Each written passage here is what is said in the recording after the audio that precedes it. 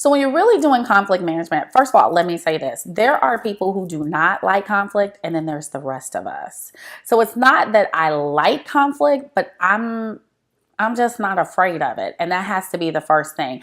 And some of that, I sort of feel like people, especially women of color, need to remember that you've been dealing with conflict your whole life. I literally saw a little girl on Instagram a couple months ago. She pulled up on her bike. It was like her two friends behind her. And she was like, hey, every time I leave, I heard you doing this. But then when I walk away, you quiet. She was like, but if you got something to say it to me. And it made me laugh because I immediately thought, look, as little black and brown girls, we've been telling people and dealing with conflict our whole lives. One of our favorite phrases is, get my name out your mouth. And so you sort of need to take that same thing at work. So when somebody is wilding out, cursing, acting a fool, you should think to yourself, my uncle acts a fool all the time. I know how to do this. Like, catch your breath.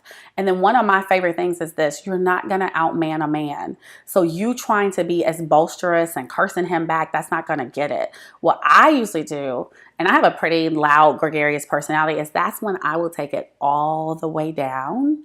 And I'll say something like, Tim, not really sure why you're yelling like that, because I do understand what you're saying. I just disagree with you. I think you think I just disagree.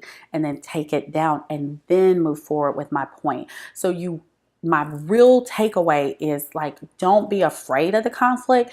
Know how to approach it, but don't try to match that ugliness, because that really won't get you anywhere.